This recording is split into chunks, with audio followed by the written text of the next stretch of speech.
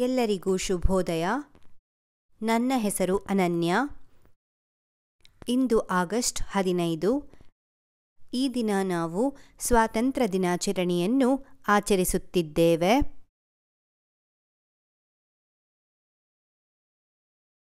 ನಿಮ್ಮೆಲ್ಲರಿಗೂ ಸ್ವಾತಂತ್ರ್ಯ ದಿನಾಚರಣೆಯ ಶುಭಾಶಯಗಳು. ಸ್ವಾತಂತ್ರ್ಯ ದಿನಾಚರಣೆ ನಮ್ಮ ರಾಷ್ಟ್ರೀಯ ಹಬ್ಬ.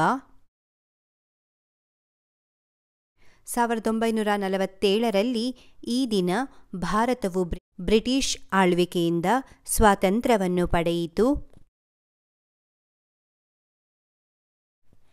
ನಮ್ಮ ಮಹಾನ್ ಸ್ವಾತಂತ್ರ್ಯ ಹೋರಾಟಗಾರರು ತಮ್ಮ ಇಡೀ ಜೀವನವನ್ನು ನಮ್ಮ ದೇಶದ ಸ್ವಾತಂತ್ರ್ಯಕ್ಕಾಗಿ ಮುಡಿಪಾಗಿಟ್ಟರು. ಈ ದಿನದಂದು ನಮ್ಮ ಸ್ವಾತಂತ್ರ್ಯ ಹೋರಾಟಗಾರರು ನಡೆಸಿದ ಸುದೀರ್ಘ ಹೋರಾಟ ಮತ್ತು ಅವರು ಮಾಡಿದ ತ್ಯಾಗವನ್ನು ನಾವು ನೆನಪಿಸಿಕೊಳ್ಳುತ್ತೇವೆ.